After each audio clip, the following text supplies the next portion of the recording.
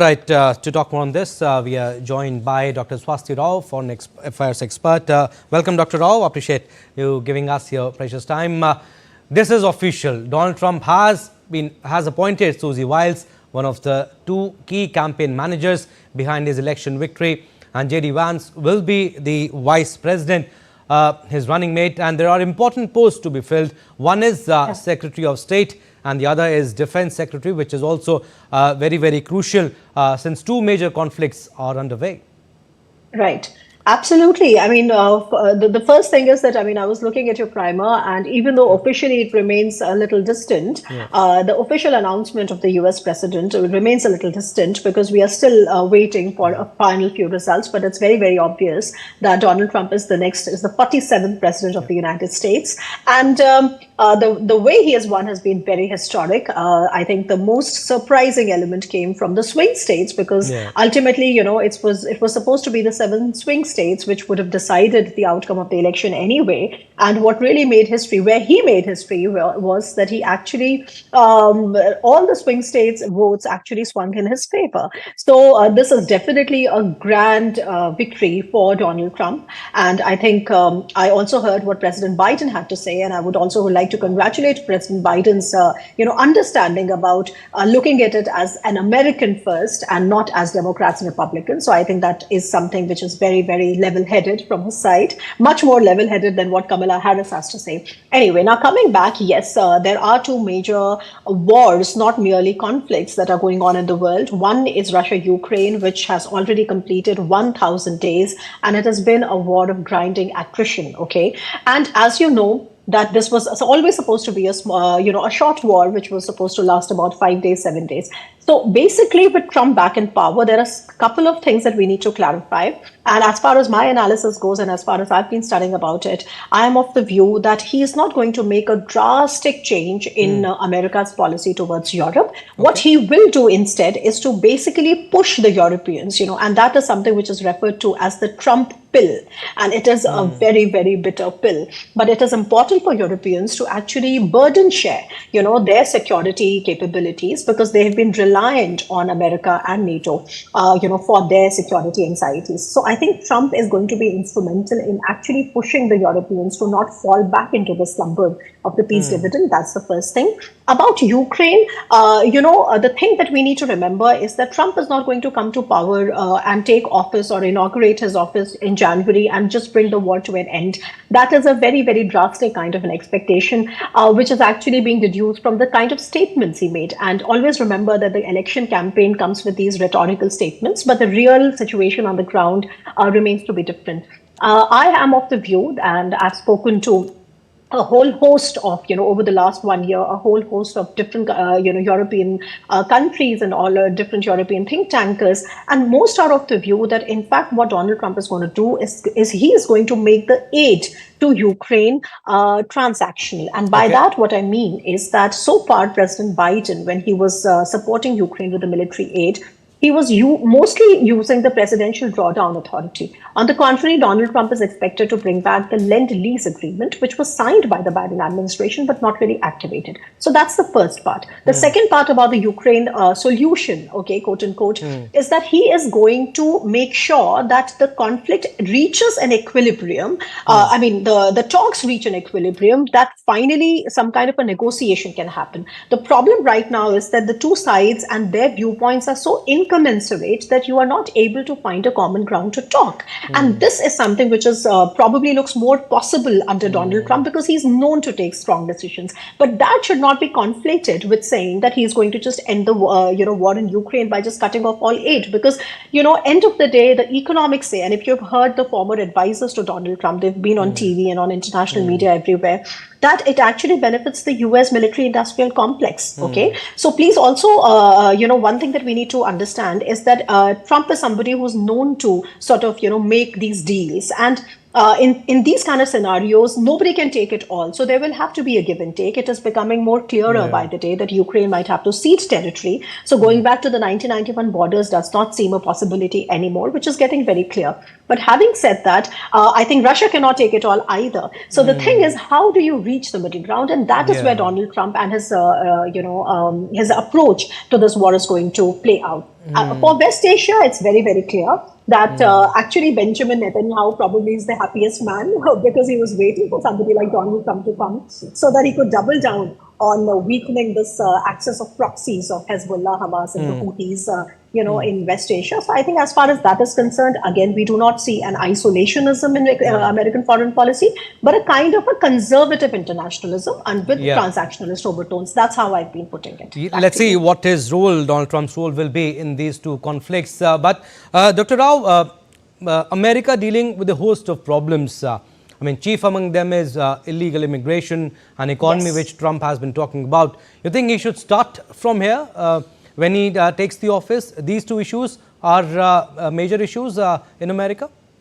Oh, absolutely. Don't ever be under the impression that it's foreign policy that makes the American voters go and vote for Trump. It's always the domestic issues. In fact, you could see that even the way in which this entire campaign has played out, you can absolutely see that the reason that America has overwhelmingly voted red is because the domestic issues are important. The common American doesn't really buy this rhetoric of wokeism, doesn't really buy the rhetoric of, all the other 21st century liberal values, but it basically wants to see the inflation under check. It wants to see that its economy is doing well. It wants to see the businesses are doing well. And part of the reason, and the two major things that really helped Donald Trump in his campaign, one, of course, was the fact that Kamala Harris was very, very inarticulate. She came in too late. And she failed to sort of, have that resonance with the common American voter, even though she tried very hard to actually play the abortion card and the gender card. But it didn't really matter too much. What really favored Trump was the fact that he talks like a businessman. Even if you look at Pennsylvania, and the reason he won Pennsylvania is because he's been actually supportive of fracking. And fracking is this technology through which you actually drill oil, crude oil. And he says that, he says that these kind of things are more important than simply, resigning your fate to something like a climate hoax. And he doesn't anyway. Of course, we all know that he doesn't really take the climate issues very seriously, which of course I don't agree with. But what I'm saying is that for him, a short-term benefit sort of somewhere trumps the long-term, ecological balance somewhere. But yes, in terms of his victory, he has taken the economic part very seriously. That's one reason why he won, and the other is about illegal immigration. Now, again, when it is about immigration, there are just two verticals to that. One is the uncontrolled illegal immigration that is coming from the southern borders, right, from Mexico. And that has been a problem for Americans. And in fact, that's been one of the major reasons why there is so much support for the Republicans, because they speak about, constructing these walls and, cracking down on illegal immigration from that side. The other is the skilled workers immigration, which affects countries like India. This is the H-1B visa, the L1 visas, etc. And Donald Trump is known to take a more restrictive view of both. And that is why it also impacts India somewhere, because he is somebody who's known as a tariff king. He is somebody who has called out very, very openly against countries that do not want to open up their markets, India being one, of course, and also about the skilled workforce. However, in the short term, I think these problems are going to be sticking points. But in the longer term, especially from India's perspective, we could work that out because the long-term convergence is there. Back in America, it definitely MAGA, make America great again. How?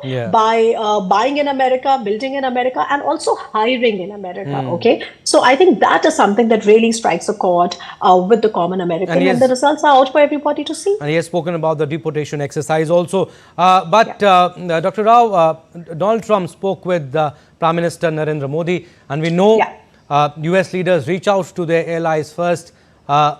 Joe Biden did that in 2020, but Biden spoke to PM Modi after 10 days of winning. Trump's first day call list included PM Modi and also Saudi Crown Prince. What does that mean? Trump keen to expand Asian partnerships?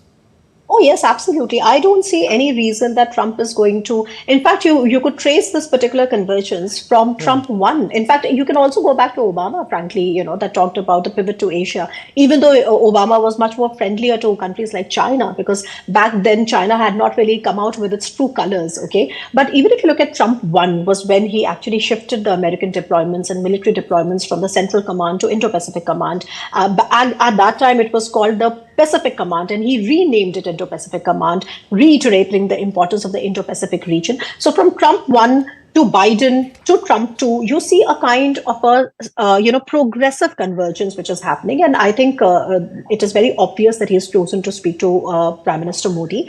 Prime Minister Modi has also had a very favorable perception, of Trump, and generally in India, government speaking at the level of government, we have always had a kind of an ease, in strategic communication whenever there are Republican governments, in Republican administrations in the US, because they, unlike the Democrats, they believe less in international lecturing and all that, condescending, tones about democratic backsliding, which obviously the Indians do not like. And in that regard, of course, that ease is going to sort of help in many ways, right? The growing convergence. But nonetheless, let's not take away from the fact that in the short term, there are issues, and these issues are going to impact the Indian economy and the Indian skilled worker force, because right now America is not only our biggest trading partner, but this trade, this 120 billion worth of trade, is also in India's surplus, export surplus, and that export surplus is basically driven by the service industry. So in the short term, there would be certain sticking points, but like I said, that in the larger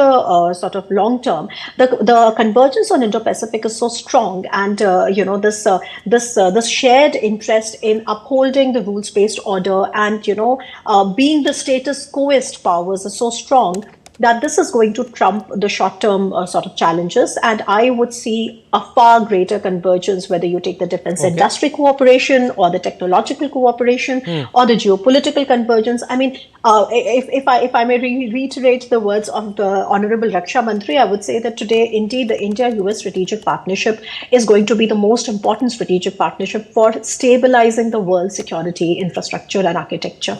All right, Dr. Rao, last question before we wind up. He called India a magnificent country, PM Modi a magnificent man, and promises to work for global peace.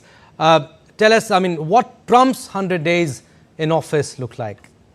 Okay, so that's interesting. I expect him actually to be first, oriented more domestically, because that's where he has to somewhere show the electorate that he is actually meaning what he has been saying. So I would perhaps think that he's going to, take a kind of a review, do a kind of a review of where America's economic situation is. And let's also not forget that America's economic situation had already started to stabilize, because the first couple of years of the Biden administration took a hit because of COVID, right? And the recovery had already started to begin. But then now you see with Trump back, you see a kind of a bullish attitude in the world markets as well. So, I think the first part is going to be more domestic. The second part, like I said, that he is going to sort of not have these very drastic changes to his foreign policy, but of course we will see the direction in which these things are going. So especially with respect to Ukraine, especially with respect to the European theater, that is where perhaps I see, something more tangible unfolding, and we will, in coming few days, we would see what really does he mean. Does he really intend to activate the Lend-Lease agreement, get more